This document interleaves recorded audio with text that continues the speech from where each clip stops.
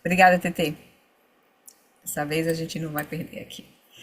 Então, queridos, boa noite. Queridas e queridos, boa noite. Então, hoje eu convidei vocês, né, a juntar a minha aqui nessa ideia que eu tive da gente finalizar o nosso estudo do Aquietando a Mente com a leitura do texto raiz, novamente, para a gente honrar, assim, né, receber as bênçãos de novo e ter essa oportunidade de ver mais uma vez, agora só focando o texto raiz, que é as palavras do Vajra Nascido do Lago, né? E para a gente ver se a gente consegue ter uma ideia, assim, dessa fase Uhum. um pouquinho, né? Claro, eu fiz aquele resumo, eu tenho um resuminho que eu tinha feito do Tantra Vajra cortante, que no final, depois que a gente terminar a leitura, a gente dá uma olhadinha no resuminho, só pra gente realmente ter uma ideia da síntese, da essência do ensinamento dessa fase 1, né?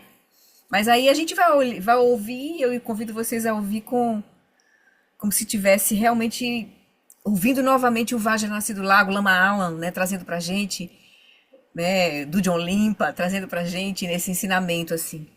Eu vou tentar ler pausadamente, mesmo que a gente gaste. Eu pensei em ser metade do texto hoje, metade na próxima terça, mas se não der também ficar muito cansativo, vamos ver. Eu vou fazer devagar, só pra gente.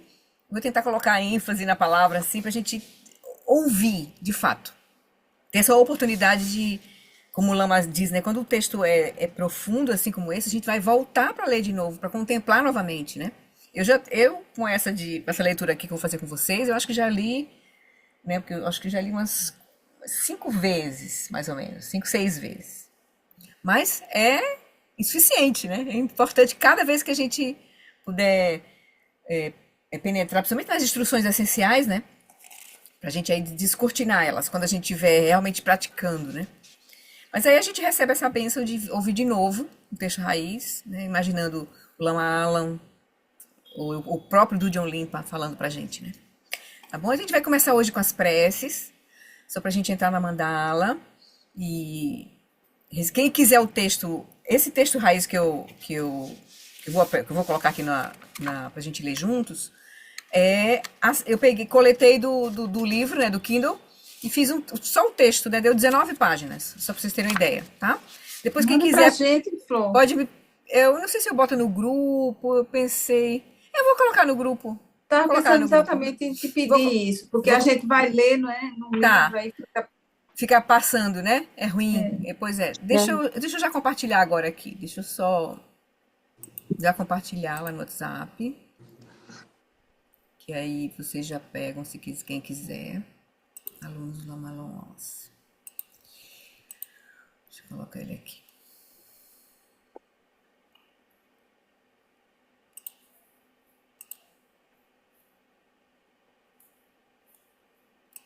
Pronto. Coloquei, tá? Pronto. Então,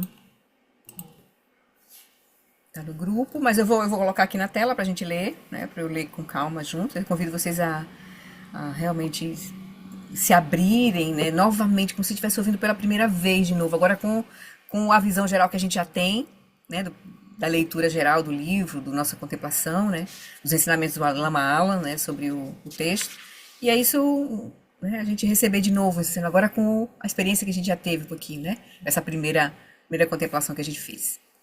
Então a gente vai começar com as preces, só um pequeno silêncio bem rápido assim, e faz aquela Guru Yoga finalzinho e a gente entra já no texto, para dar tempo da gente fazer a leitura, tá bem? Então deixa eu compartilhar aqui.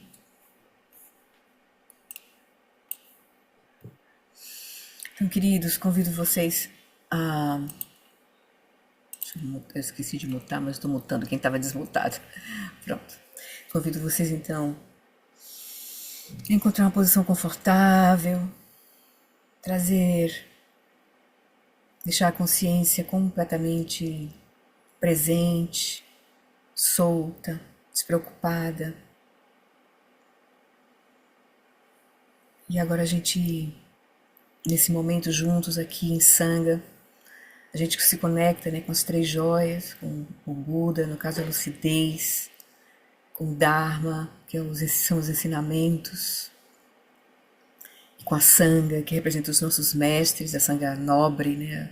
Os nossos mestres, e agora aí também os nossos companheiros, nossos irmãos Vajra, nos ajudam nesse caminho, nós aqui agora, na intenção de que a gente possa remover todos os nossos obstáculos para a gente reconhecer a nossa verdadeira natureza, trazer benefícios verdadeiros a nós mesmos e a todos a quem a gente contactar, e tornar a nossa vida humana realmente preciosa. E pela nossa dedicação, pelo nosso esforço, a gente realmente colocar esses ensinamentos em prática. Não só na meditação formal, mas em especial na nossa própria vida. Então a gente começa olhando rapidamente, lembrando rapidamente do contexto da nossa prática, dos ensinamentos que nos direcionam a nossa mente para o Dharma. A gente lembra que as facilidades e vantagens desse precioso renascimento humano são extremamente difíceis de encontrar.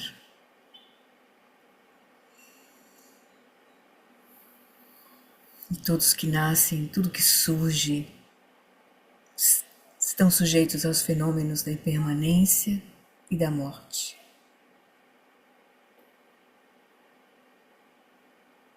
Lembramos também que a causa e o resultado de ações virtuosas e não virtuosas não podem ser evitados.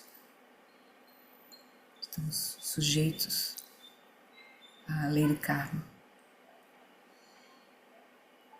E que também lembramos que a natureza contínua dos 3 reinos do Sansara é um oceano de sofrimento.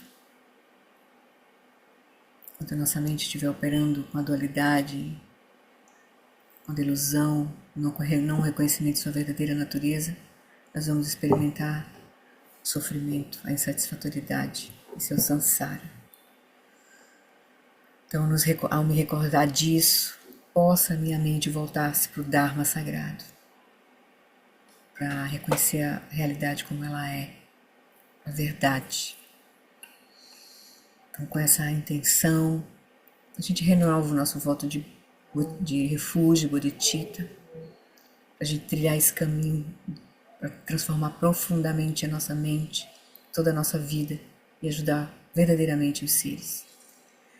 No Buda, no Dharma e na excelente Assembleia da Sangha, até que alcance a iluminação, neles eu tomo refúgio, que através da minha prática das 6 perfeições, possam todos os seres sencientes alcançar o estado búdico. Sangye chadam sukhi chaknam lam janchu bardudani kyapsuchi dagi jinsogi pesonam ki drola pentie sangye drupasho Sangye chadam saki chaknam lam janchu bardudani kyapsuchi dagi jinsogi pe sonam ki drola pentie sangye drupasho. Então, com essa motivação, com a renovação dos nossos votos, é natural surgir em nós essa aspiração, né, de que todos os seres tenham a felicidade de suas causas, que eles sejam livres do sofrimento de suas causas, que eles nunca sejam separados da bem-aventurança sublime, que é livre do sofrimento, que eles permaneçam em grande equanimidade, livres do apego aos que estão próximos, e da aversão aos que estão distantes. Então, com essa alegria, com essa intenção, com essa motivação, a gente então evoca as bênçãos de Guru Rinpoche, simbolizando toda a linhagem viva dos ensinamentos, desde o Buda Shakyamuni, para que esses ensinamentos que chegaram até nós possam realmente tocar o nosso coração e as nossas mentes, a gente remover todos os nossos obstáculos externos, internos e secretos, para que a gente possa realizar a nossa verdadeira natureza, que é inseparável da verdadeira natureza de Guru Rinpoche, de todos os Budas, de todos os mestres, de todos os seres. Na fronteira noroeste de Odiana, no coração de um lótus, está sentado aquele renomado como Padmasambhava, que alcançou o espantoso Supremo Siddhi e está cercado por uma hoste de muitas dakinis. Seguindo suas pegadas, dedico minha prática. Por favor, aproxime-se e conceda suas bênçãos. Guru Pema Siddhi Hum. Hum Orgenyu Ginu Jansam Pema Gesa Dompolaya Tsencho Ginu Druni Pema Juni Jesudra Kurdukandro Mampekor Jesu Dadruki Jingilopti Jesus So Guru Pema Siddhi Hum Orgenyu Ginu Jansam Pema Gesa Dompolaya Tsencho Ginu Druni Pema Joni Jesudra Kurdukandro Mampekor Kiki Jesu Dadruki Jengilopti Jesu So Guru Pema Siddhi Hum. Vamos aproveitar esse momento que a gente vai se conectar com o Dudjom Limpa novamente, com o Vajra Nascido do Lago, fazer juntamente com a prece das 7 linhas essa outra prece, dissipando obstáculos do caminho, deixando claro o que a gente está pedindo para Guru Rinpoche. Guru Rinpoche, corporificação dos Budas dos 3 tempos, Guru que é grande bem-aventurança, Senhor de todas as realizações, Guru que é o dinâmico e irado domador de maras, dissipador de todos os impedimentos, rogo-lhe, confira suas bênçãos, por favor, remova todos os obstáculos externos, internos e secretos e conceda suas bênçãos para que os nossos desejos sejam espontaneamente realizados. Dusum Sangye Guru Rinpo Chenyudru Kunda Dewa Chem Poejab Barche Kunsa Dudu Drapo Sao Soa Depso Jinji Laptu So Chinan Sanwe Barche Jiwa Dan Sampalunji Drupar Jinjelo Oma Vajra Guru Pema Siddhi Hum Om Vajra Guru Padma Siddhi Hum Om Vajra Guru Pema Siddhi Hum Om Vajra Guru Padma Siddhi Hum Om Vajra Guru Pema Siddhi Hum Om Vajra Guru Pema Siddhi Hum Om Vajra Guru Padma Siddhi Hum Om Vajra Guru Pema Siddhi Hum. Então, pelo poder das nossas preces, da nossa aspiração, Guru Rinpoche alegremente se dissolve em luz. Uma esfera luminosa, radiante, com as 5 cores de sabedoria.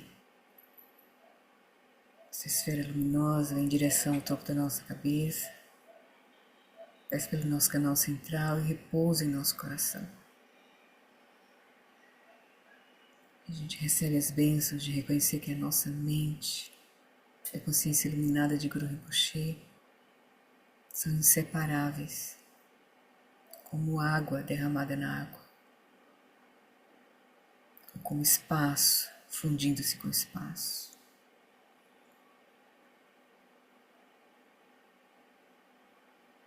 Por alguns instantes, a gente repousa nesse reconhecimento. Essa consciência prístina,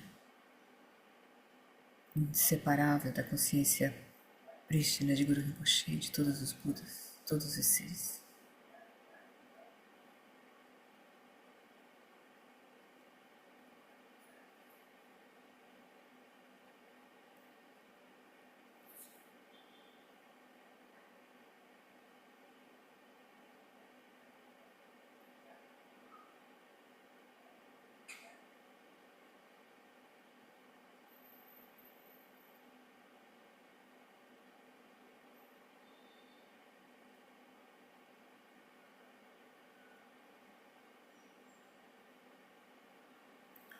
Então, desse lugar espaçoso, presente, vivo, compassivo, a gente então vai ouvir os ensinamentos novamente do Vajra nascido do lago. Esse início e fase 1 desse ensinamento, a essência Vajra, da matriz de aparências puras e consciência primordial, um tantra autoemergente da natureza da existência. Introdução. Homenagem à face manifesta do próprio Samantabhadra, soberano onipresente, a base original primordial. Homenagem à própria natureza última, consciência prístina, aí corporificada como Samantabhadra. Agora ele vai falar dos 3 tipos de linhagem. A linhagem da consciência iluminada dos Budas é assim designada porque as mentes de todos os Budas dos 3 tempos têm apenas um sabor no espaço absoluto dos fenômenos. A linhagem simbólica dos Vidyadharas é assim designada porque os sinais simbólicos da realidade última, o tesouro do espaço, emergem espontaneamente, sem depender dos estágios do treinamento espiritual e da prática. Por fim, a linhagem oral dos indivíduos comuns é assim designada porque estas instruções práticas surgem naturalmente em transmissões verbais, como um acesso para os caminhos dos discípulos, como preencher um vaso. Então, do John Limpa e a essência Vajra. Essas instruções se revelaram por si mesmas, não por seres humanos, como uma exibição mágica da consciência primordial. Possa eu, o mentor espiritual do mundo, corporificando essas 3 linhagens e sendo abençoado com as rodas ornamentais inesgotáveis dos 3 segredos dos Budas e Bodhisattvas, e possuindo a permissão das 3 raízes e dos guardiões atados por juramento, semelhantes ao oceano, possa eu, então, levar isto à perfeição. Isso é do John Limpa escrevendo. A natureza da existência primordial, originalmente pura, que é a grandiosa realidade última, transcendendo o intelecto, é obscurecida pela concepção de uma essência e pela fixação na dualidade. Devido a isso, os indivíduos são aprisionados ao se fixarem à existência real dos 3 reinos delusórios do Sansara. reino do desejo, da forma e da não forma. Entretanto, há aqueles que acumularam vastos méritos ao longo de muitos éons e que têm o poder das aspirações puras. Então, para o bem daqueles que têm a boa fortuna para alcançar maestria sobre a realidade última, que é o tesouro do espaço, através do despertar das forças kármicas, do engajamento na ação do não agir, na grandiosa consciência primordial auto-originada, eu apresentarei esse fundamental rei dos tantras. Então, para o bem daqueles que têm a boa fortuna de alcançar a maestria sobre a realidade última, o tesouro do espaço, eu apresentarei esse fundamental rei dos tantras, espontaneamente surgido da natureza da existência do Sugata Garbha. Sugata Garbha, lembrando que é o ventre de todos os Budas, que é o próprio Dharmadhatu em união com Dharmakaya, né? A realidade última. Eis aqui como esse Tantra surgiu pela primeira vez. Na noite do 15º dia do primeiro mês do ano do Cão Macho de Água, 1862, pelo poder do profundo caminho veloz da travessia direta, a visão da percepção direta da realidade última surgiu. Então, porque ele estava repousando em Togal, que é o caminho veloz da travessia direta, a visão da percepção direta da realidade surgiu. Por eu ter praticado um pouco o caminho dos meios hábeis do estágio da geração, eu atingi a base de um Vidyadhara amadurecido. Através desse poder, todas as aparências e estados mentais se dissolveram na originalmente pura realidade última, o espaço da consciência livre de elaborações conceituais. Então, a própria face do Dharmakaya se manifestou. Depois de um tempo, as seguintes aparências surgiram espontaneamente, na forma de uma terra pura de Buda. Naquela ocasião de grandiosa bem-aventurança auto-originada e originalmente pura, o ambiente ao meu redor surgiu como a própria Akanista. E agora vai ser descrita a visão que ele teve.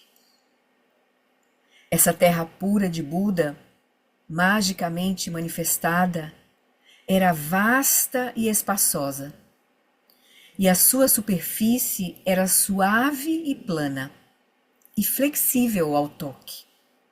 Montanhas cobertas de ervas medicinais eram perfumadas por névoas de aromas agradáveis. Todo o chão era completamente coberto com adoráveis flores, radiantes, luminosas, claras, cintilantes, tremeluzentes, em tons de branco, amarelo, vermelho, verde, azul e múltiplos matizes. Nas 4 direções havia 4 oceanos de ambrosia, dotados com as 8 excelentes qualidades. Nas margens desses grandes oceanos havia pedras de joias, areias de ouro, prados de turquesa e halos completos de arco-íris. Florestas de árvores que realizam desejos cresciam nas 4 direções cardeais, das quais ondulavam nuvens de oferendas sensoriais. Vários tipos de lindos pássaros emanados manifestavam os sons do Dharma com cantos tranquilizadores e gentis.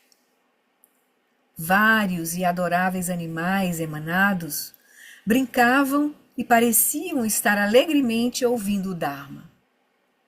Todo o céu estava coberto com redes, com padrões entrelaçados de luz de arco-íris. Todas as partes do céu estavam preenchidas por viras e virás, cantando e dançando, enquanto muitas deusas faziam oferendas sensoriais e expressavam sua devoção. No centro dessa região, em um formidável e encantador jardim, encostado em uma árvore coberta por folhagens e flores, no centro dessa visão que ele teve, havia um grande e sublime trono repleto de joias, sustentado por 8 leões. Os galhos das árvores estavam drapejados com diversas cortinas de seda, redes de joias e muitos pequenos sinos tilintantes soavam os sons naturais do Dharma sagrado. Sobre esse trono, sustentado por leões, estava um assento composto de um lótus, sol e lua, sobre o qual estava o verdadeiro mestre, Samantabhadra, o Vajra nascido no lago, surgindo naturalmente com a radiância da base da realidade. Seu corpo era da cor azul escuro, tendo as características de um jovem de 8 anos de idade. Sua mão direita estava no mudra da exposição do Dharma. Sua mão esquerda estava no mudra da meditação equânime. Ele estava adornado com os sinais e símbolos da iluminação e todas as vestes do Sambhogakaya. No interior do reino de seu corpo transparente, radiante, semelhante ao oceano, no interior do reino do seu corpo, todos os Budas pacíficos e irados, e miríades de terras puras búdicas e emanações surgiam naturalmente, como planetas e estrelas refletidos com o brilho num lago. Raios incontáveis de luz resplandecente emanavam dele, e das pontas desses raios surgiam várias letras simbólicas. Reunida em torno do mestre, encontrava-se a assembleia de um séquito magicamente manifestado de 84.000 discípulos, incluindo o Bodhisattva Vajra da consciência, o Bodhisattva Faculdade da sabedoria, Bodhisattva Vajra da consciência primordial, Bodhisattva grande vacuidade ilimitada, Bodhisattva faculdade da luminosidade que tudo permeia, Bodhisattva manifestação espontânea, Bodhisattva senhor das aparências externas, Bodhisattva faculdade da visão, Bodhisattva faculdade da audição, Bodhisattva faculdade do olfato, Bodhisattva faculdade do paladar, Bodhisattva faculdade do tato, entre outros.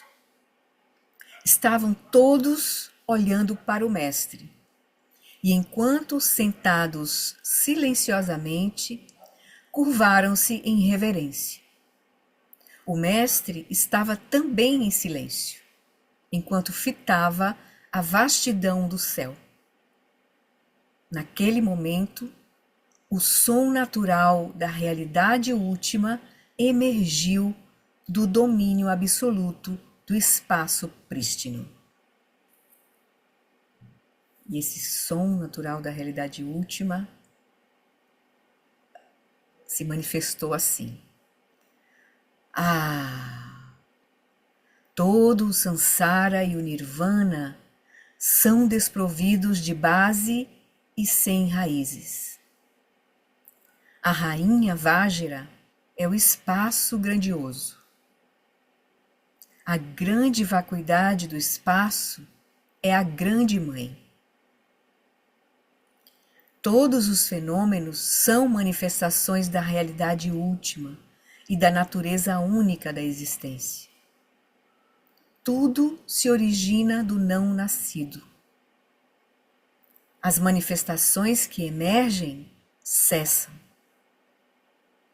Causas e condições são extintas exatamente onde estão. Portanto, na realidade última, o Mestre e os ensinamentos, o caminho e sua fruição são destituídos de sinais e palavras. As muitas possibilidades de meios hábeis e sabedoria surgem como a grande ocorrência natural e um surgimento natural.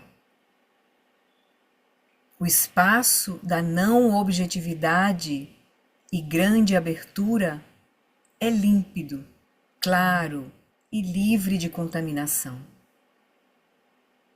Todas as aparências da terra pura de Buda, Mestre e do secto são não existentes, mas da não existência eles aparecem como existentes.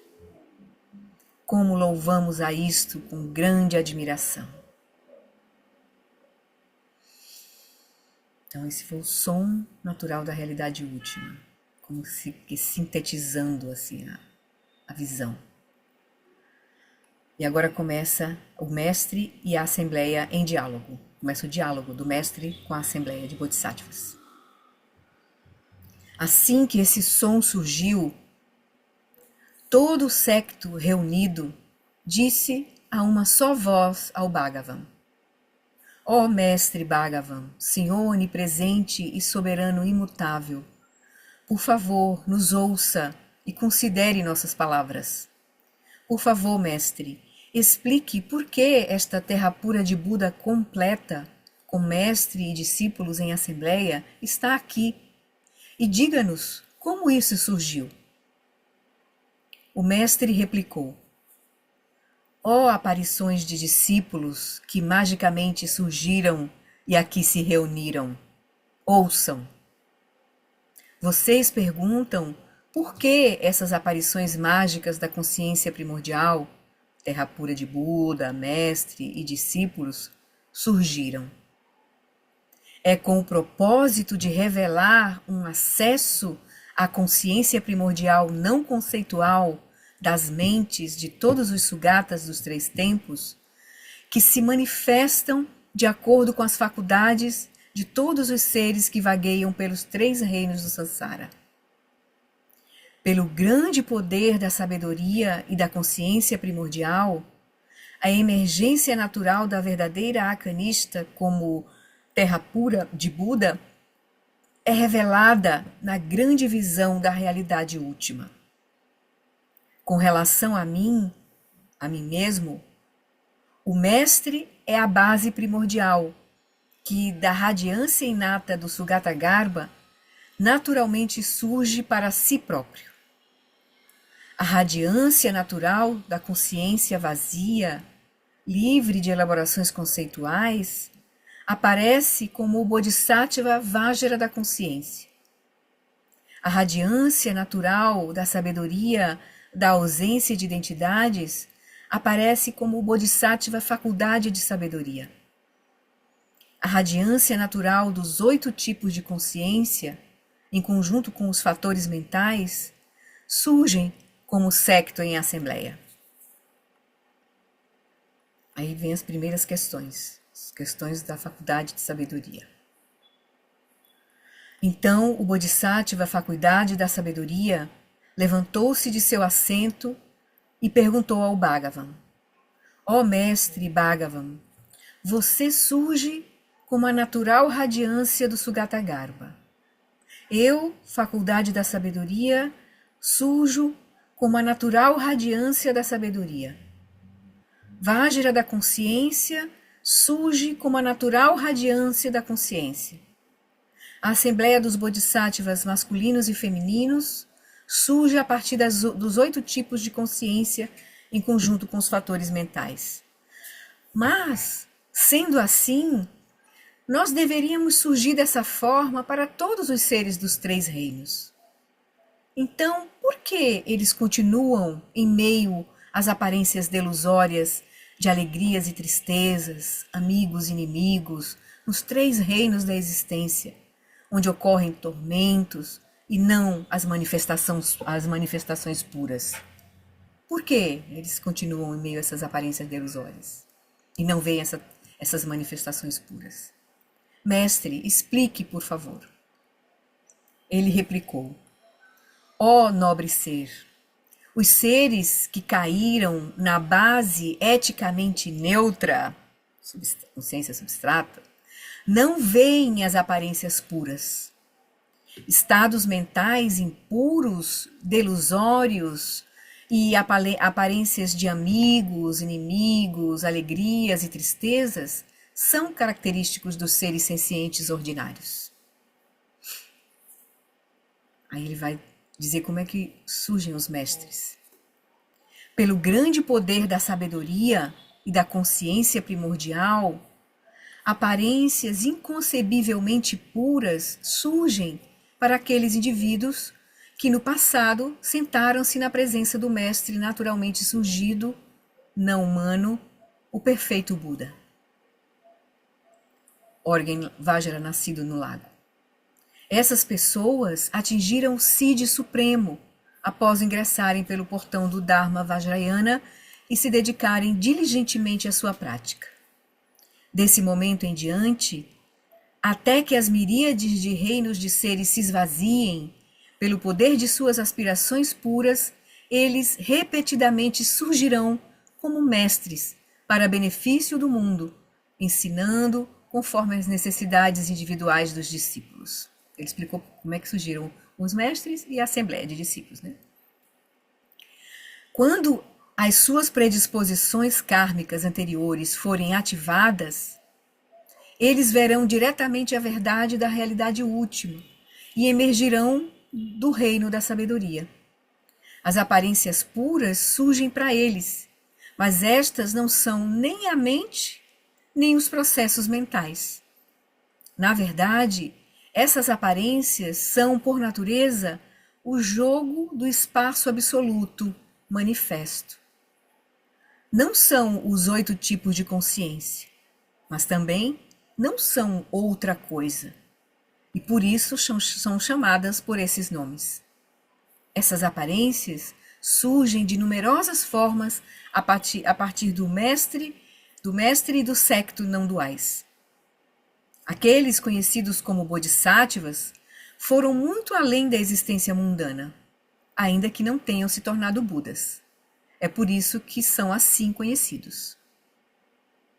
Então, novamente, o Bodhisattva, a faculdade da sabedoria, falou: sim, ó mestre Bhagavan, se o mestre misticamente manifesto e todo o secto são não duais e indiferenciados, como você disse, não há sentido em todo o ensinar e o escutar por parte do mestre e dos discípulos em assembleia.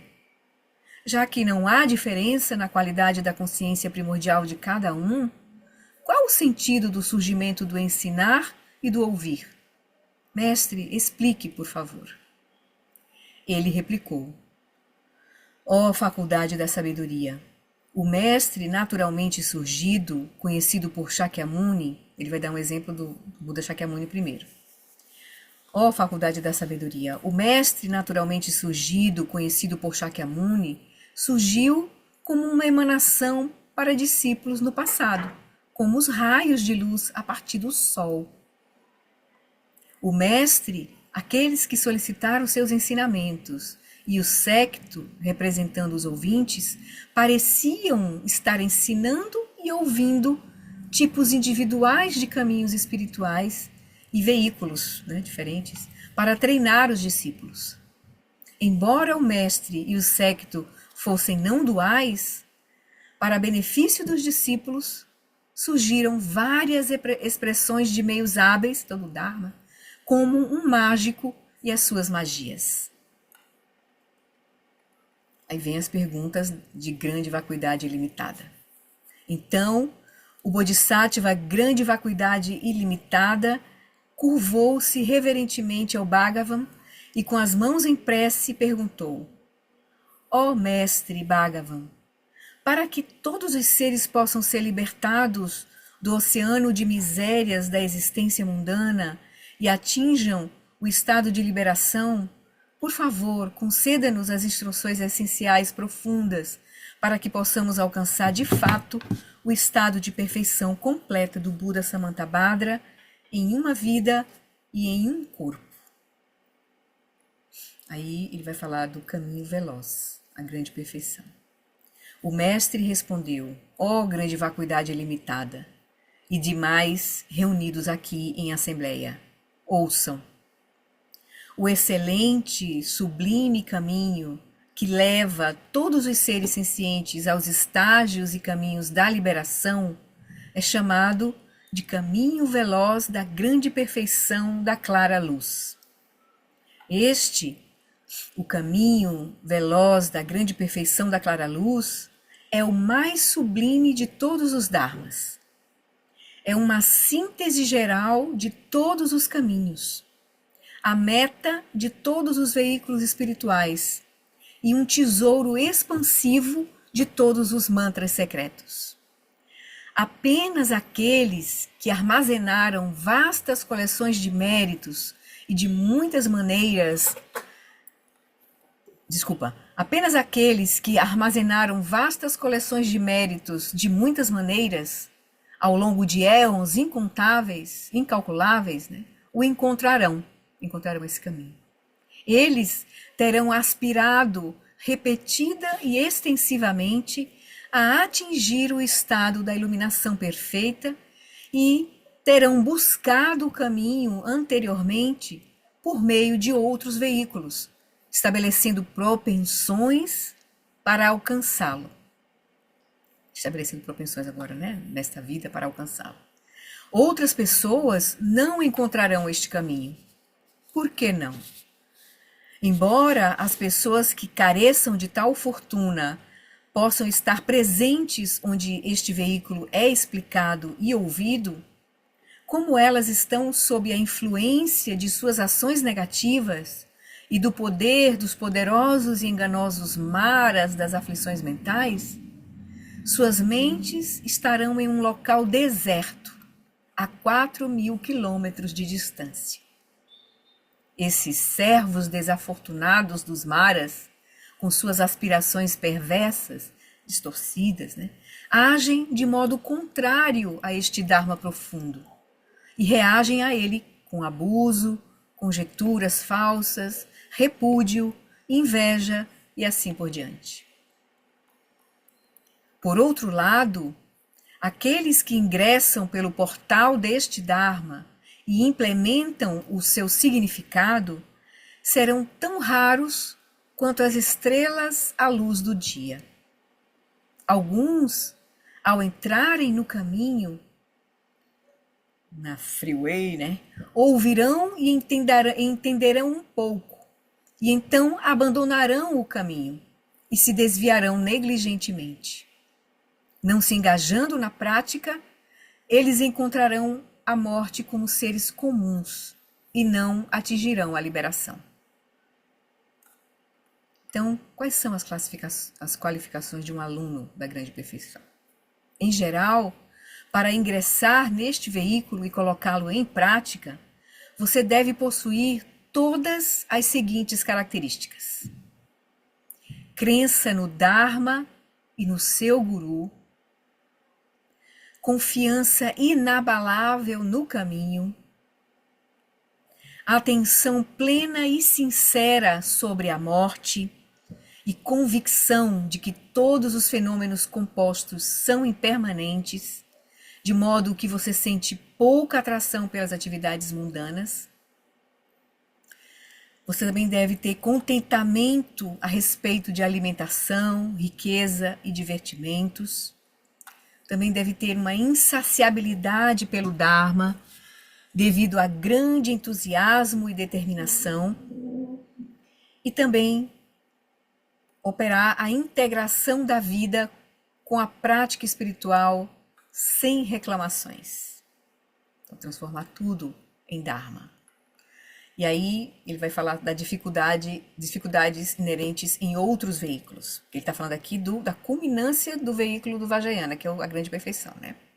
Aí ele vai dizer: quando tais pessoas de mentes estáveis sem se vangloriar sobre o número de meses ou anos que passaram praticando em retiro, quando elas, então, essas pessoas de mentes estáveis, enxergarem a entrada e empreenderem a prática, definitivamente alcançarão o estado supremo do Buda Vajradhara nesta mesma vida. Em outros veículos é dito que depois de reunir as acumulações e purificar os obscurecimentos por 3 incontáveis éons, que seria o Mahayana, né? Você finalmente se torna perfeitamente iluminado. Porém, devido ao karma, aflições mentais e propensões habituais reunidos ao longo de éons, no decorrer de muitas vidas, as influências de vários pensamentos e ações tornam difícil encontrar o caminho da acumulação e da purificação. Pense com cuidado sobre essa situação e alcançará clareza e certeza quanto a isso.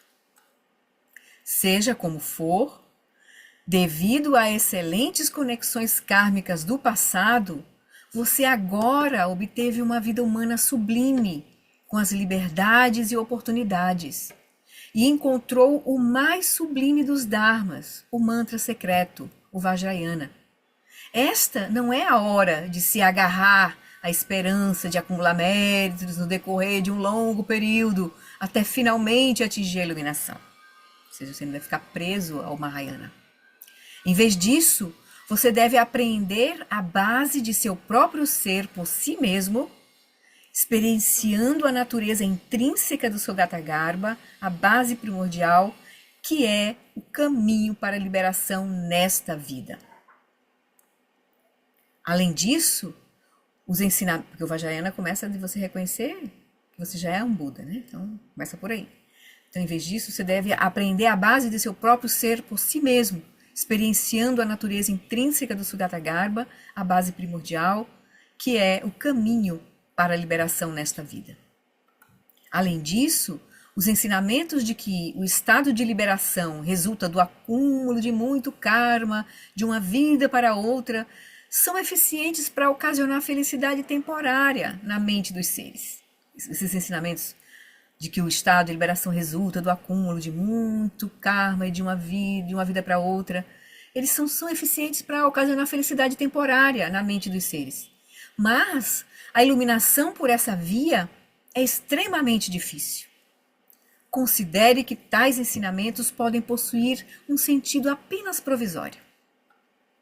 O Bodhisattva, grande vacuidade limitada, então comentou: Ó Mestre Bhagavan, você pode alcançar a liberação empenhando-se nesta vida atual em bons pensamentos. Então, o Bodhisattva, grande vacuidade limitada, comentou, né?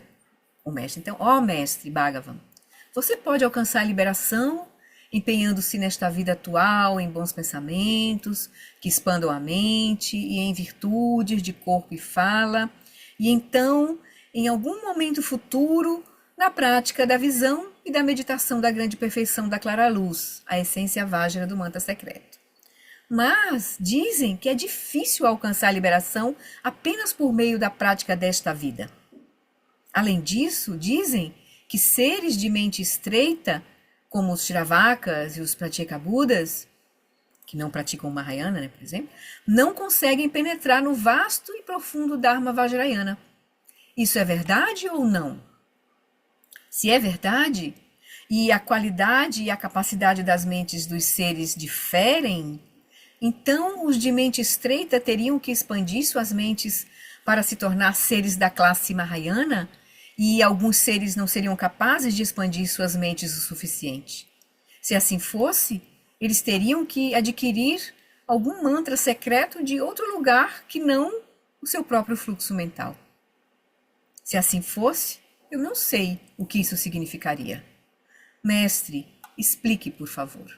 Só ver quem botou no chat. Tá, a Nédia precisa sair. Mestre, explique, por favor.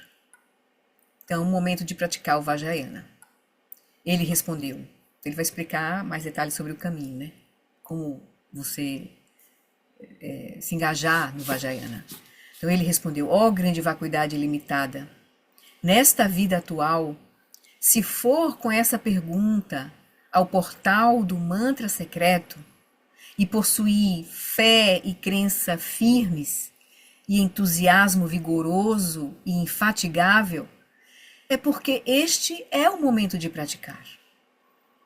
Quando seres afortunados chegam ao portal do profundo mantra secreto, além de simplesmente terem fé e crenças sólidas, não há nenhuma outra coisa, como clarividências, presságios ou circunstâncias auspiciosas, que os faça pensar que chegou o momento de praticar o mantra secreto.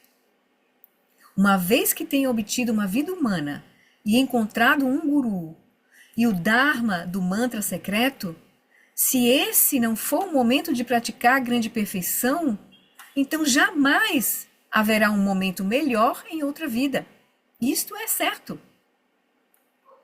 Não é que as mentes dos Shravakas e Pratyekabuddhas, seres comuns e assim por diante, sejam pequenas demais. É que, devido ao seu karma anterior, eles não alcançaram o portal do mantra secreto. Ou mesmo que o façam, não têm fé nem crença.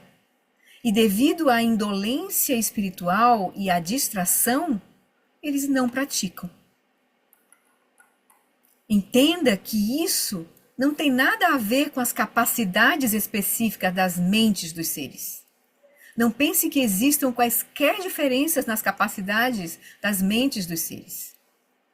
Para aqueles acorrentados pelo egoísmo, eu ensino que, abrindo os seus corações para todos os seres através do espaço, sem preocupação com o próprio bem-estar, eles verão a verdade da não-dualidade entre eu e outro. Aí grande vacuidade ilimitada prosseguiu: ó mestre Bhagavan, sendo assim, é impossível para eles expandirem suas mentes meditando sobre o profundo mistério da grande perfeição? Ou, mesmo que meditem sobre a grande perfeição, eles precisam desenvolver o espírito do despertar, a bodhicitta, de algum outro modo? Mestre, por favor, explique. Ele respondeu: ó nobre ser, essa grande perfeição é o veículo da fruição insuperável. Aquilo que manifesta a grande realidade que permeia todo o samsara e o nirvana é chamado de espírito do despertar da base absoluta, ou a bodhicitta absoluta. Então, o caminho da grande perfeição, né, é o veículo da fruição insuperável. Aquilo que manifesta a grande realidade que permeia todo o samsara e o nirvana, que manifesta a realidade última, né, a união de Dharmadhata e Dharmakaya, que permeia todo o samsara e o nirvana, é chamado de espírito do despertar, bodhicitta da base absoluta. Você só precisa aprender isso. Além disso, fabricar com esforço intelectual um assim chamado espírito do despertar implica gerar um estado mental no qual você se vê como meditador e os outros seres como sencientes como objetos de meditação. Uma atitude tão limitada quanto uma xícara de chá. Ele está dizendo que atingir a grande perfeição é a bodhicitta absoluta. Não precisa fazer mais nada, nenhum esforço. Né? Porque ele diz, fabricar com esforço intelectual um assim chamado espírito do despertar é uma atitude tão limitada quanto uma xícara de chá. Na expansão da grande perfeição, a natureza original da grande igualdade de samsara e nirvana, o modo de existência da própria base é conhecido exatamente como ele é, por meio da grandiosa consciência primordial onisciente. Buscar adquirir um espírito do despertar maior do que a visão da grandiosa consciência primordial que tudo vê, seria como dizer que você deve procurar por líquidos em outro lugar, embora já esteja dentro d'água. A base primordial, originalmente pura, a grande realidade que permeia todo o samsara e o nirvana, né, é o espírito do despertar. É ele próprio o espírito do despertar, a bodhicitta absoluta. Sem saber disso, até mesmo o senso benigno de amor e compaixão que os pais têm pelos filhos é um estado de mente conceitual, focado em um objeto. Apenas com isso, você pode aspirar por um renascimento afortunado, mas esperar que isso o leve à iluminação é tão insensato quanto esperar que o filho de uma mulher estéril se torne um chefe de família. Então, você querer praticar alguma coisa a mais do que a própria grande perfeição, como, por exemplo, o amor e compaixão que os pais têm pelos filhos, isso é um estado de mente conceitual. Então, você ainda está praticando com dualidade aqui, né? Os pais e filhos operam com dualidade, né? Então, ele disse, então, não precisa mais nada, além de realizar a grande perfeição. Então, tomando a mente como caminho. O Bodhisattva, a grande vacuidade ilimitada, pediu: ó mestre Bhagavan, por favor, ensine-nos o caminho profundo que libera os discípulos. Então, aqui é que ele começa a... Até agora foi só a apresentação da visão da Assembleia, né, a explicação da própria visão, um pouco da Assembleia, e daquilo que vai ser ensinado nesse caminho da grande perfeição, que é o caminho mais rápido e direto para a gente atingir a iluminação nessa vida, e que, uma vez atingido, a gente vai operar como um Buda, com a bodhicitta absoluta. Não precisa mais nada. Então, agora ele pede, então, por favor, ensine-nos o caminho profundo que libera os discípulos. Ele respondeu. Deixa eu ver em que página a gente está.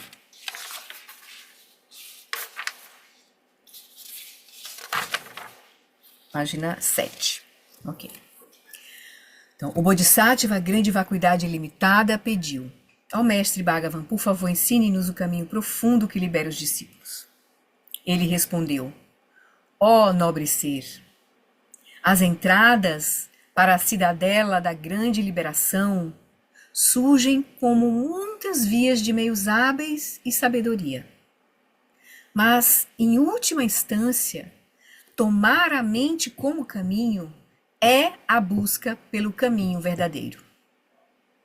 Então, uma vez que tenha determinado a base, você pode tomar a realidade última como caminho. Entre essas duas opções, primeiro aqui está o modo de tomar a mente como caminho. No princípio, os discípulos que mantêm seus samayas inicialmente treinam suas mentes por meio das preliminares comuns externas, isto é, os 4 pensamentos que transformam a mente, e por meio das 7 preliminares incomuns internas. Então, no princípio, os discípulos que mantêm seus samayas inicialmente treinam suas mentes por meio das preliminares comuns externas e as 7 preliminares comuns internas. Ele não cita, mas o Lama nos lembra que as gerais, assim, as preliminares gerais comuns, né, é refúgio, bodhicitta, oferenda de mandala, vajrasattva, Guru Yoga, Oa e Cho. Certo? Isso é os mais gerais. As prostrações dentro no meio entre refúgio e bodhicitta, as prostrações ali. Então, depois disso, primeiro as preliminares. As internas, né, Flor? As internas, as internas. Incomuns internas. As externas ele cita aqui, que é os 4 pensamentos que transformam a mente. Então, depois disso, de treinar nas preliminares, externas e internas, depois disso, o modo de seguir o caminho progressivo da prática principal é este. O modo de seguir o caminho progressivo da prática principal é este. Primeiro, retire-se para uma floresta isolada. Reze para o seu guru e, fundindo a sua mente com a de seu guru, relaxe por alguns instantes. Então, nesse ambiente, tendo essas preliminares, aí primeira coisa, ele vai apontar a primazia da mente. fazer com que a gente encontre a primazia da mente. Então, vai começar com as práticas de Vipassana, na natureza de corpo, fala e mente, e na natureza da mente. Ó grande vacuidade ilimitada, entre seu corpo, fala e mente, qual é o mais importante? Qual é o principal agente? Diga-me, qual é o monarca autônomo e imutável? Assim, os atos de ensinar, você respondendo isso, né? Olhando e respondendo isso, assim os atos de ensinar e ouvir e a natureza da instrução se tornarão perfeitamente claros para o grande benefício dos discípulos. O Bodhisattva, grande vacuidade ilimitada, respondeu: ó mestre Bhagavan, o corpo é criado pela mente. Quando a matéria e a consciência se separam na morte, a mente segue o respectivo karma e então, deludidamente, agarra-se à aparência de um corpo mais uma vez.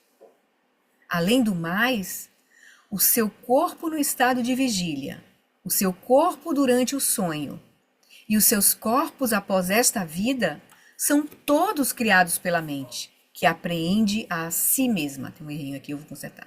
A si mesma.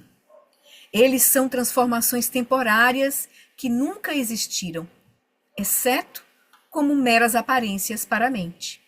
Portanto, visto que a mente é o monarca que tudo cria, ela é de extrema importância. Um corpo sem mente nada mais é do que um cadáver, portanto, não tem poder. Quando o corpo e a mente se separam, as experiências de alegria e de tristeza, alcançando até mesmo o estado de iluminação ou afundando nos 3 reinos do Sansara, todas se devem, as experiências todas se devem, os nhams, todas se devem ao engajamento delusório da consciência mental com os objetos. Portanto, a mente é certamente o agente. É o mesmo em relação à fala. Aquilo que é verbalizado nada mais são do que aparências para a mente. A fala não possui existência separada da criação de aparências de expressões verbais pela mente conceitual. Portanto, a mente é mais importante do que a fala. Aqui está a forma como corpo, fala e mente são estabelecidos como sendo indistinguíveis. Na prática do estágio da geração, seus próprios corpo, fala e mente são vistos como manifestações do corpo, fala e mente Vajra de sua deidade pessoal. Desta forma, você os purifica e atinge a liberação. Se fossem separados, tanto o imutável Vajra do corpo e o Vajra desimpedido da fala seriam deixados para trás quando a mente se afastasse. Então, quando a união dos 3 Vajras se desintegrasse, a deidade não deixaria de existir? Portanto, ao invés de separados, os muitos, os 3, são determinados como tendo um só sabor. O corpo falimente da deidade, o corpo falimente do praticante. Então, esses 3 não são nada mais do que a mente. Eles são determinados como sendo apenas mente. E esta é a melhor e mais elevada compreensão. Aí vai ter o tópico da vacuidade da mente. Deixa eu ver como é que vocês estão. Tudo bem? Então, vamos seguir para agora os 2 tópicos que vão seguir, né? Dizendo, ele tá na prática inicial de Vipassana. Lembra que Lama fala? A vacina de Vipassana dada logo no início, antes da prática de Shamatha. Para quê? Para que a gente possa ter a certeza de que a mente é o ponto, é aquilo que causa toda a confusão e que é o soberano da nossa experiência, que comanda a nossa experiência. E a partir daí a gente vai repousar, aí vai poder estar pronto para realmente tomar a mente como caminho, repousando, né, na quietude da consciência e meus movimentos da mente, sem reificar. Para poder a gente atravessar todos os nyams, todas as experiências meditativas que virão com essa prática, a gente vai como que destampar, o Lama fala, destampar o poço infinito do nosso karma, porque a prática é muito direta e é muito simples, muito profunda. A gente vai repousar na quietude da consciência e meio movimento também. Não vamos fazer nada, não vamos estar elaborando, não vamos fazer nada. Então aí os padrões todos vão se manifestar. E a gente precisa estar com essa realização mínima de que a mente é vazia de existência inerente. Aí agora ele vai falar da vacuidade da mente. Então, entre corpo e mente, qual é o primordial? A mente. E agora a gente vai precisar examinar a natureza da mente. Primeiro a vacuidade da mente e depois procurar ver a natureza da mente, a natureza essencial da mente. Qual é a natureza essencial da mente? Primeiro a vacuidade da mente, depois a natureza essencial da mente. E aí nós estamos prontos para as instruções explícitas dessa fase 1 em relação a tomar a mente como caminho, de fato. Como vai tomar a mente como caminho? Certo? Vocês querem seguir mais um pouquinho ou a gente deixa para a próxima? Se a gente seguir mais 1, 2, 3 páginas e meia, a gente chegaria onde eu mais ou menos pensei em parar. E a gente pararia antes das instruções explícitas. Aí na próxima terça a gente vai para as instruções explícitas, que já exatamente é a fase tomar a mente como caminho, né? Os 4 tipos de atenção plena, aquela parte mais do final, né? Do texto raiz. Tudo bem? Então vamos lá.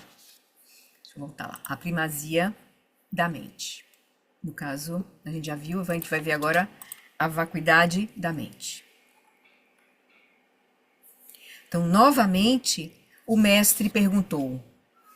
Tá, então ele descobriu que a mente é o agente. Entre o corpo e a mente é que é o principal. Tá, agora ele diz. Então o mestre perguntou. Você, então, como monarca todo criador, você, mente, tem ou não tem forma? Se tem, a que tipo de forma de ser a sua essência se assemelha? Você, o monarca, tem olhos, ouvidos, nariz, língua e uma faculdade mental ou não? Se sim, onde eles existem neste momento? O que eles são? Além disso, sua forma é redonda, retangular, semicircular, triangular, multifacetada ou de algum outro tipo? Você é branco, amarelo, vermelho, verde, multicolorido ou não? Se é, então ele está querendo que a gente veja as características da mente. Olha, se é, deixe-me, sem falhas, ver isso diretamente com os meus olhos ou tocá-lo com as minhas mãos. Se você conclui que nenhum desses existe, você pode ter caído no extremo do niilismo. Então, considere o samsara e o nirvana, alegria e pesar, aparências e mente, todas as experiências que você tem, todas as suas causas substanciais e mostre-me sua real natureza. Então, ele pede para ele não se apressar e dizer que nenhum existe, não cair no niilismo, logo no niilismo. Olhe mais profundamente, veja todas as aparências e experiências que surgem nessa mente. Grande vacuidade ilimitada, então respondeu: ó mestre Bhagavan, a essência não tem forma e, portanto, é vazia de forma. Tampouco tem som, cheiro, sabor, sensação tátil ou atributo mental, sendo, portanto, vazia de cada um destes. É desprovida de forma e cor, e, portanto, é vazia destas. Os olhos, ouvidos, nariz, língua e faculdades mentais, ele está dizendo, os olhos, agora ele está olhando para a experiência incorporada. Os olhos, ouvidos, nariz, língua e faculdades mentais certamente não têm existência própria, separados da própria consciência clara e límpida. Sem reduzi-las de forma nihilista à inexistência, as manifestações indeterminadas do samsara e do nirvana surgem como as ilusões de um mágico. Portanto, chego à conclusão de que o agente tem apenas a qualidade de ser incessante. Uma descoberta. A qualidade de ser incessante, de manifestar. Mas ele não é nada daquilo que manifesta. A mente não é nada daquilo que ela manifesta. O Bhagavan perguntou: ó Vajra da mente, diga-me, quando você surgiu pela primeira vez, qual foi a sua origem? Você veio da terra, da água e fogo, do ar e espaço? Ou se originou das 4 direções cardeais, das 8 direções, de cima ou de baixo? Investigue de onde surgiu e aquilo que surge e analise. Da mesma forma, investigue onde você está agora e o que você é e analise. Se essa assim chamada mente se localizasse na cabeça, quando um espírito perfurasse o pé, por exemplo, não haveria razão para experimentar uma dor aguda. Se estivesse localizada no pé, por que haveria desconforto se a cabeça ou membros fossem amputados? Suponha que se localizasse no corpo como um todo. Nesse caso, se surgisse um arrependimento ou uma angústia insuportáveis quando uma peça de roupa, uma xícara, uma casa ou outras posses fossem tomadas ou destruídas por outros, a mente deveria estar localizada neles. Se estivesse localizada dentro do corpo, não haveria ninguém que se identificasse com coisas externas. Se estivesse localizada do lado de fora, não haveria ninguém dentro para se apegar ou se agarrar ao corpo. Se neste momento estiver localizada no corpo, onde ficará quando se separar do corpo? No que se apoiará? Aponte diretamente o corpo, o rosto e a localização daquele que está presente, o agente, né? A mente quanto o agente. Investigue sua localização e o ambiente, o tamanho e assim por diante desse ser que está no comando. Olhe. Por fim, você deve investigar o ato de ir e aquele que vai. E então observe o destino, o caminho e o ponto de partida da mente. Aquela que faz tudo, né? O agente. E observe como ela se move. Se você vê o ato de ir e aquele que vai, mostre-me o tamanho, a forma, as dimensões e a cor daquele que vai. Grande Vacuidade Ilimitada respondeu. Até então o mestre já foi dando as diretrizes do que ele precisava investigar. Grande Vacuidade Ilimitada respondeu: ó mestre Bhagavan. Ou seja, o mestre deu as diretrizes daquilo que nós precisamos investigar. Falando melhor. Grande Vacuidade Ilimitada respondeu: ó mestre Bhagavan, eu não tenho olhos.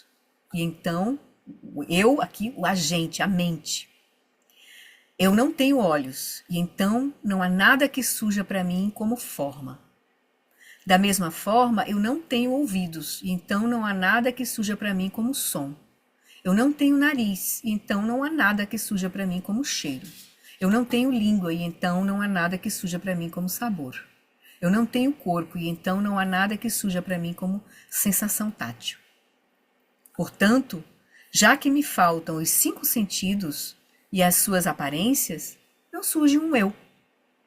Se aquele que surge não é demonstrado como sendo real, desse momento em diante, a assim chamada mente também não é considerada real e é, portanto, não existente. Até agora, deveria haver algo que portasse atributos, chamado de este ser, este agente. Já que eu sou vacuidade não originada, a fonte de minha originação é vazia. Em relação à busca da fonte, acho que alguém botou alguma coisa no chat. Essa é a parte mais linda, Alana. Sim. Então, desculpa, deixa eu voltar aqui. Então, então, até agora, deveria haver algo que portasse atributos, chamado de este ser. Já que eu sou vacuidade não originada, a fonte de minha originação é vazia. Ou vacuidade não originada, a fonte de minha originação é vazia. Em relação à busca da fonte, a Terra é algo que eu criei. De maneira similar, todos os fenômenos, incluindo água, fogo, ar e espaço, não são nada além de aparências da autoapreensão. Isso implica que o eu que surge não pode ser encontrado em lugar algum. Então tem algo que surge, mas que não é encontrável. Parece, mas não tem existência inerente. Então, eu sou a natureza livre de fixações da vacuidade. E, portanto, não há lugar onde eu permaneça. Em relação ao assim chamado corpo, dores, inchaços, nódulos, úlceras e assim por diante, podem aparecer no corpo que surge no estado desperto. Por exemplo, essas dores todas, por exemplo, em relação ao corpo, aquilo que a gente, ao assim chamado corpo, entre aspas, aquilo que a gente chama de corpo, que essa mente chama de corpo, essas experiências, né, dores, inchaços, nódulos, úlceras e assim por diante, podem aparecer no corpo que surge no estado desperto, mas não estão presentes no corpo de sonho. A pessoa pode estar doente, mas na hora que sonha, ela não sonha. O corpo do sonho não tem essas aparências. E as dores, inchaços, nódulos e úlceras que afligem o corpo e membros em um sonho estão ausentes no estado desperto. Durante o estado desperto, o corpo pode ser ferido ou espancado em punição por um rei, mas nada disso surge no corpo de sonho. Se isso acontecer em um sonho, não está presente no corpo em estado desperto. Da mesma forma, localização, ambiente e quem os possui, quer apareçam no exterior ou sejam apreendidos como sendo internos, nada mais são do que as minhas próprias aparências. Portanto, eu não permaneço nem em fenômenos externos, nem em internos. Nem tampouco fenômenos externos ou internos permanecem em mim. São aparências da autoapreensão, como um mágico e suas mágicas. Mas não são criados intencionalmente, como no caso do mágico e as suas mágicas. A identidade surge e então, ou seja, a dualidade surge, e então as aparências externas surgem automaticamente, mas não tem localização. Ainda que você investigue o destino e o seu agente, aquele que se move e o seu destino não tem existência objetiva. E então não são acompanhados pela natureza de eu ou meu. Todos os fenômenos surgem e ainda assim não são nada além do domínio das identidades. Além do mais, como corpo, fala e mente nunca existiram separadamente, as suas aparências têm o mesmo sabor. Em todas as aparências do estado de vigília, aparências do sonho e aparências além desta vida, o corpo, fala e mente são indistinguíveis de mim. Então, é certo que aquele que vai e o seu destino não são fenômenos reais. E aí, para finalizar, a gente vai encontrar a natureza essencial da mente. Ele vai convidar. O Bhagavan comentou: ó Vajra da mente, investigue as dimensões da sua assim chamada mente. Investigue agora as dimensões, a natureza essencial dela, né? As dimensões da sua assim chamada mente. Então determine e reconheça sua natureza essencial. O que é então essencialmente essa mente? Que aparece, manifesta, mas não é não existente. Aí ele vai dizer: determine a sua natureza essencial. O espaço externo e a mente interna são o mesmo ou são diferentes? Se são o mesmo, então a natureza essencial da mente deve ser o espaço. Se são diferentes, você teria que concordar que o espaço no sonho, o espaço durante o dia e o espaço após esta vida não são os mesmos e, portanto, são diferentes. Se o espaço anterior cessa e tipos subsequentes de espaço surgem um após o outro, cada espaço estaria sujeito à transformação, criação e destruição. Nesse caso, porque agora a gente tem a tendência de achar que o espaço externo é diferente do espaço interno. Essa mente é diferente do ambiente dele. Se são o mesmo, então a natureza essencial da mente deve ser o espaço. Se são diferentes, investigue. Você teria que concordar que o espaço no sonho, o espaço durante o dia, o espaço após essa vida não são os mesmos. E, portanto, são diferentes. Se o espaço anterior cessa e tipos subsequentes de espaço surgem um após o outro, cada espaço estaria sujeito à transformação, criação e destruição. Nesse caso, determine as causas e condições das quais eles surgem. Se o espaço realmente aparece durante o dia devido ao nascer do sol pela manhã, o sol também não causa o seu aparecimento durante o sonho ou após esta vida? Ou é a clara luz de sua própria mente que cria esses espaços? O espaço do sonho, o espaço do bardo. Não fale sobre isso apenas teoricamente, mas sim penetre nisso com convicção, ou seja, veja diretamente. Grande vacuidade limitada respondeu: ó mestre Bhagavan, a natureza essencial da minha mente é definitivamente o espaço. Durante o dia, terra, água, fogo, ar, eu mesmo, os outros, forma, som, cheiro, sabor, sensações táteis e objetos da mente se manifestam no domínio do espaço, apreendidos pela mente conceitual. Também nas aparências do sonho, a base da mente aparece como espaço. E nesse domínio, o mundo inteiro dos sonhos, né? Seus habitantes e objetos dos sentidos são todos manifestados como anteriormente. Também, após esta vida, no bardo, a natureza essencial da mente surge como espaço. E naquele domínio, o mundo inteiro, seus habitantes e objetos dos sentidos, né, a experiência do bardo, surgem da mesma maneira. Eles são apreendidos pela mente e a delusão ocorre vez após vez. Portanto, espaço, eu, os outros e todos os objetos dos sentidos têm um só sabor. Certamente não são separados. Além disso, é a luminosidade do próprio espaço e nada mais que faz com que as aparências se manifestem. A natureza essencial da mente e sua base são o próprio espaço. Várias aparências ocorrem no reino da cognição mental. As aparências que surgem, elas ocorrem no reino da cognição mental, consciência límpida, clara e sempre presente. A manifestação dessas aparências é como reflexo em um espelho, ou a imagem de planetas e estrelas em uma poça de água límpida e clara.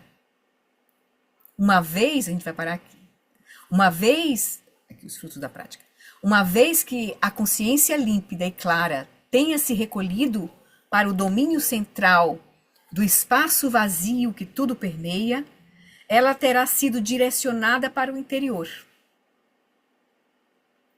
Como quando a gente está chegando na quarto tipo de atenção plena, se recolhendo para o substrato, mas aí, aqui você pode recolher para o substrato e atravessar diretamente para o Rigpa, né? Pode haver essa travessia direta só essa fase inicial de Vipassana, certo? Então, naquele momento, a mente e todas as aparências, uma vez que a consciência límpida e clara tenha se recolhido para o domínio central do espaço vazio que tudo permeia, ela terá sido direcionada para o interior. Naquele momento, a mente e todas as aparências desaparecem, à medida que se dissolvem completamente em um vácuo que tudo permeia, eticamente neutro. Aí é o substrato, né? Tá claro. Não fala eticamente neutro, a gente tá sabendo. Pelo poder da autoapreensão, a natureza essencial deste vácuo grandioso que tudo permeia, a base dos fenômenos, surge como a mente e os seus pensamentos. Isso é certo. É como se ele tivesse tendo feito esse recolhimento, entendido o processo, tanto de recolher como o processo de expansão. Ele entendeu, nessa prática de Vipassana, a gente está entendendo como é que a mente manifesta, ela sendo espaço, como é que ela manifesta esse mundo todo, a realidade de vigília, do sonho e tudo, né? Então, pelo poder da autoapreensão, ela se recolheu lá, como a gente faz quando o sono cai no sono profundo sem sonhos, quando desmaia, ou no processo da morte, né? Mas no caso aqui, a gente tá vivo, né? Ou na meditação, quando você se recolhe para chamata, né? Então, naquele momento, a mente e todas as aparências desaparecem, à medida que se dissolvem completamente em um vácuo que tudo permeia eticamente neutro. Pelo poder da autoapreensão, que aí já vem o processo da dualidade, a natureza essencial desse vácuo grandioso que tudo permeia, a base dos fenômenos, surge como a mente e seus pensamentos. Isso é certo. Já que o espaço e luminosidade nada mais são do que a mente, ela própria se torna eu e outros, pelo poder das circunstâncias contribuintes de sua claridade irradiante. Entende como é que a mente manifesta tudo. Os frutos da prática. Vou parar aqui. Tomando a mente como caminho, uma pessoa de faculdades superiores realiza diretamente a natureza da existência da talidade, a realidade última, e atinge a consumação de samsara e nirvana, alcançando a liberação no domínio absoluto do espaço prístino. Uma pessoa de faculdades medianas atinge essa certeza no reino da não-forma. E uma pessoa de faculdades inferiores experimenta o êxtase no reino da forma. Para uma pessoa cujas faculdades são mais básicas, o caminho é experimentado como felicidade no reino do desejo. Por favor, mestre, explique como isso acontece.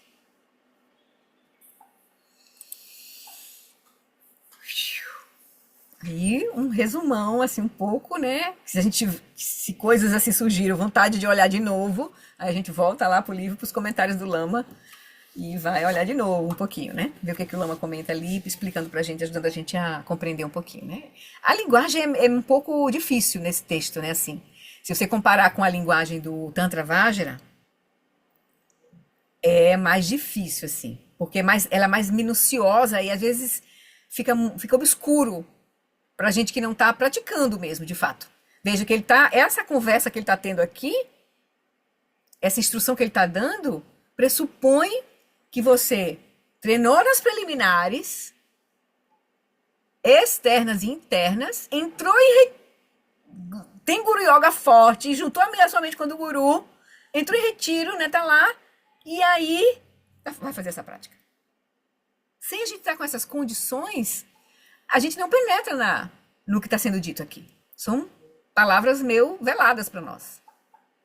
Porque a gente não está com a base para ouvi-las, né? Então ele está dizendo qual é a preparação para você fazer, né? Então é um caminho rápido, mas ele é muito profundo e exige uma condição prévia, né? Uma base, né? Essa é uma forma isso aqui é um ensinamento, né? Existem mestres que têm a habilidade de apresentar um caminho de forma muito mais sucinto, muito mais direto. Mas a gente precisa ser o aluno, você precisa se casar, encontrar as causas e condições para isso acontecer. Você encontrar as condições, o mestre, as condições das pessoas para você praticar e você obter não só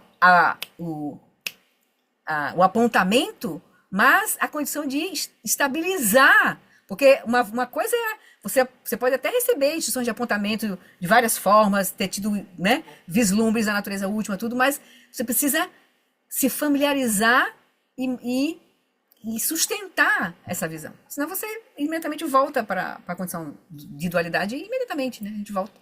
Então, o caminho como o Lama explicou naquelas estágios, né? Primeiro a compreensão, depois a familiarização, né, a experiência, depois a familiarização com a experiência vai levar à realização, depois a familiarização com a realização vai levar à confiança, à certeza. Então o processo é assim um pouco, né? Entendi. Não é bem assim, né? Entendi é o primeiro passo. Entendeu? Ótimo, é o primeiro passo. Agora tem que se expor à experiência direta daquilo que você entendeu. Agora vai direto, só altamente conceitual, vai direto para a experiência, né? E aí realizar, sustentar e realizar e sustentar a realização. Então é um processo, né? Mas tá bom, queridos. Nossa intenção era a gente aproveitar e rever, né? Então foi bom. Foi mais ou menos como eu previ. A gente conseguir terminar essas 10 primeiras páginas. E aí, na próxima terça, a gente conclui com o restantezinho. A gente dá uma olhadinha, se der tempo, a síntese dessa fase um. A gente só visualizar assim, ter na memória, né? A gente guarda, que é um pouquinho rápido, assim, pra gente repassar, se quiser ter um olhar assim.